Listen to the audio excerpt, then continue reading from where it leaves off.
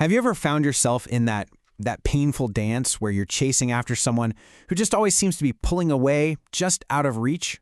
Well, if that sounds familiar, this is for you. We're going to dive into exactly why that happens. And here's a little hint.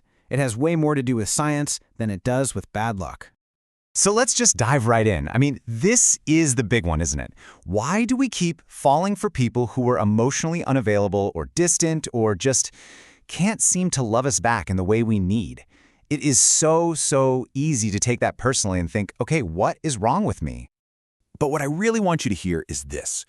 It is not bad luck, and it is not some deep, fatal flaw in who you are. The truth? It's all about programming. It's a pattern, a system that was probably set up a long time ago, way before you ever went on your first date. And you know, the best thing about a system is that we can actually understand it. And this system, it has a name. It's called attachment theory. It's this really powerful idea in psychology that basically says our earliest relationships, with our parents or caregivers, created a kind of blueprint. And that blueprint programs how we show up in our romantic relationships as adults. It really dictates everything, how we handle closeness, intimacy, even arguments. Okay, so if we're going to understand our patterns, we first have to understand our own programming, right?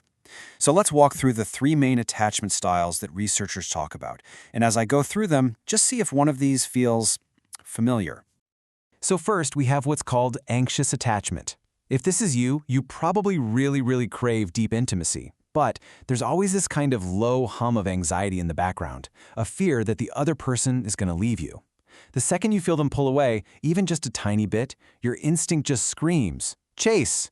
Do whatever you can to close that gap and feel safe and connected again. Now, on the flip side of that coin, we have the avoidant attachment style. For you, getting really close to someone can feel, well, suffocating. It can feel like you're about to lose your independence, your freedom, so when a partner starts getting too close or asks for more commitment, these subconscious alarm bells just start blaring, telling you to back up, create some space, maybe even shut down emotionally to feel safe again. And then we have what we're all aiming for, secure attachment. This is that beautiful, healthy balance. A secure person is totally comfortable getting close and being intimate, but they're also not afraid of independence, not in themselves and not in their partner.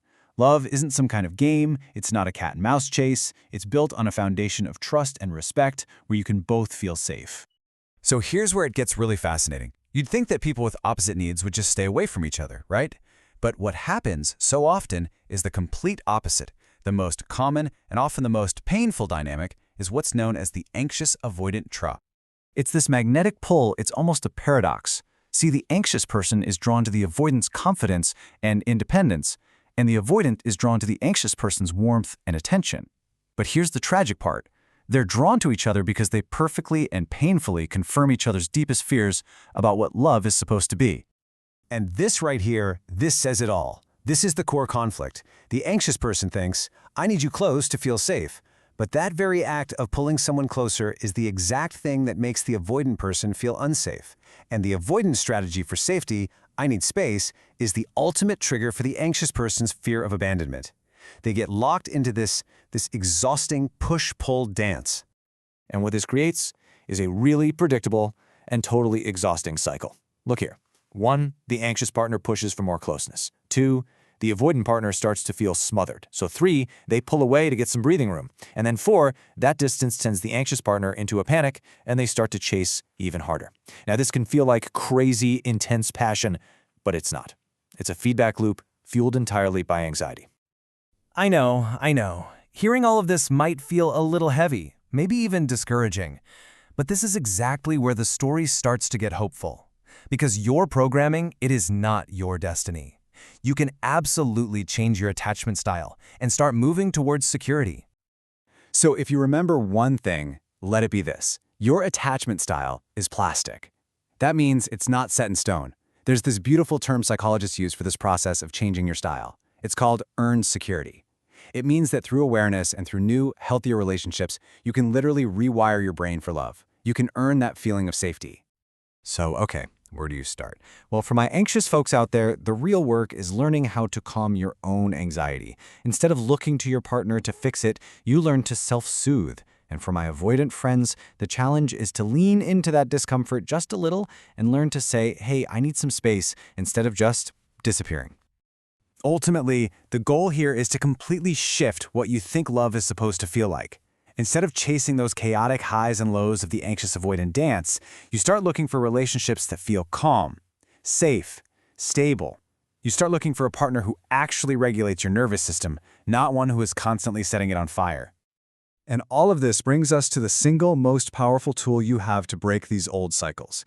It's not about becoming a totally different person overnight. It's about simply understanding why you do the things you do. This right here is the whole game changer.